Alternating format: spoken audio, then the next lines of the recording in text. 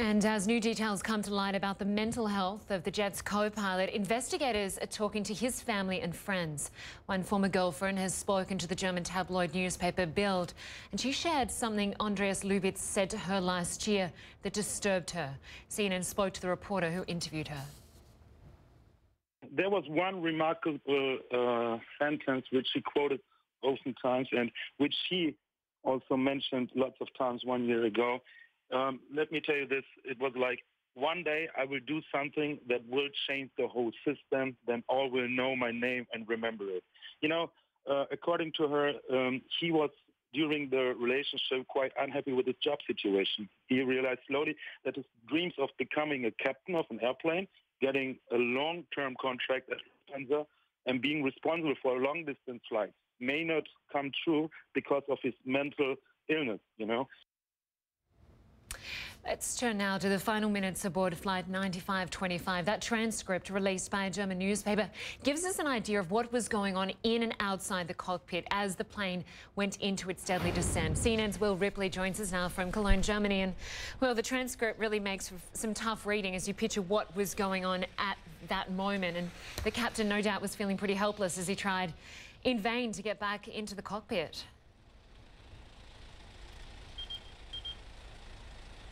Yeah, if the newspaper's account is accurate, it not only was the captain helpless, but the passengers helpless as well, because it appears, if you listen to the screams on the recording, the screams happened a full 8 minutes before the plane actually crashed. Think about that for a moment. 8 minutes, knowing that something was wrong. So let's take you through this timeline. Once the plane reached its cruising altitude of 38,000 feet, the pilot had mentioned that he needed to use the restroom. And so at 10:29, the co-pilot, Andreas Lubitz, told his pilot, Patrick Sodenheimer, go ahead, go back and use the facilities. And so you hear the pilot leave the cockpit. That is when the air traffic radar detects that the plane started descending. That's also when we believe that Lubitz locked the door, not allowing any access to the cockpit from that point forward. At 10:32, you start hearing the alarms sounding that the plane is descending too rapidly. And at that same time, you also hear the captain screaming, for God's sake, open the door. And then 3 minutes later, you hear these loud metallic bangs, which are believed to be the captain trying to break his way in unsuccessfully, but heroically trying to get into the cockpit to stop what was happening. Because at this point now, it was apparent that something was seriously wrong and the plane was descending. At 10:36, you hear the captain screaming, open the damn door. 2 minutes later, you hear the co-pilot breathing normally, which tells investigators that there wasn't a medical emergency and that he was aware and he was at the controls as the plane descended now to 4,000 meters. 2 minutes later, 10:40, as you continue to hear screams in the cockpit, the plane's right wing was heard scraping the mountaintop, and then the recording went silent. Lynda, it's unthinkable what the people on that plane went through in those eight horrifying minutes, if this account is accurate. And there's obviously been a lot of criticism about the fact that this audio recording was leaked to a newspaper, hasn't there?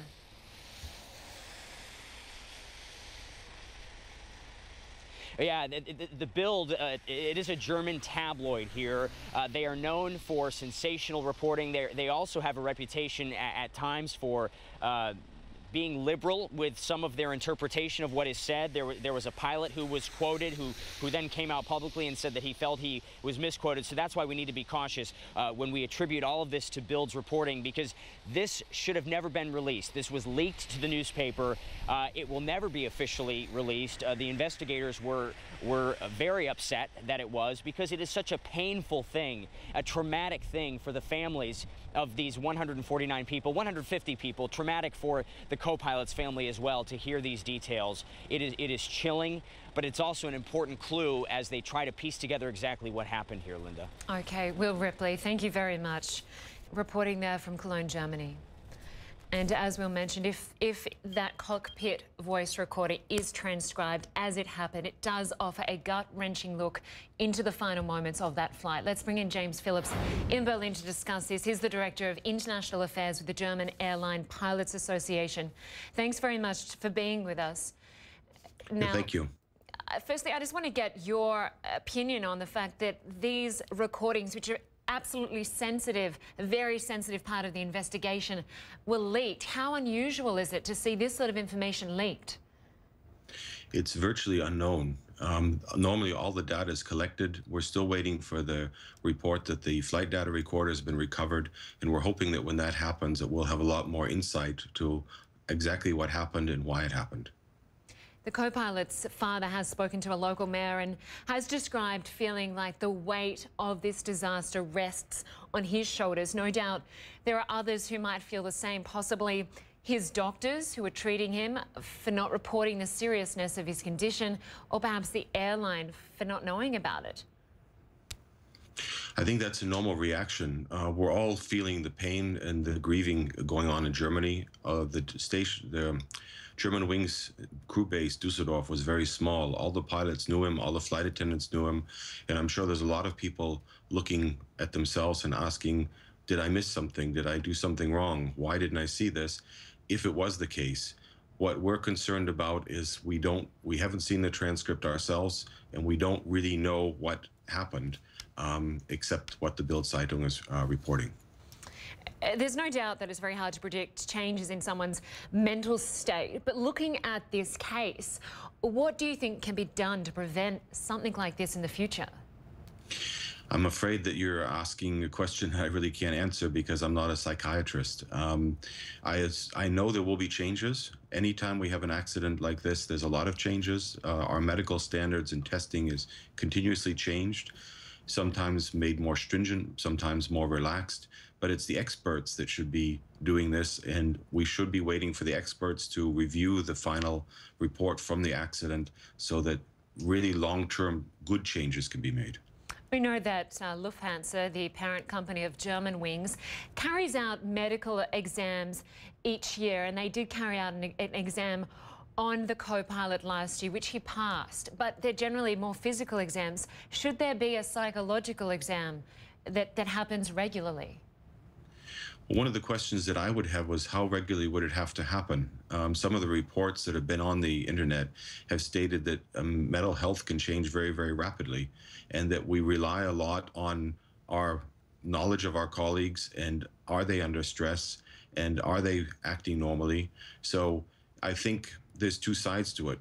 To have a psychological evaluation done every morning before duty would be physically impossible. But maybe we have to train our colleagues a little bit more to be more sensitive to the pilots. We do encourage them to call helplines if they need to. Most of the airlines do have a type of a helpline where that if you have lost a loved one or you're going through some stress, you can talk to the pilot or to a professional. The main reason there is not for suicidal tendencies, but to make sure that we're fit for duty and that we have the capacity to do our job properly. Okay, James, we'll leave it there. Thank you very much for coming to us live from Berlin. Okay, thank you.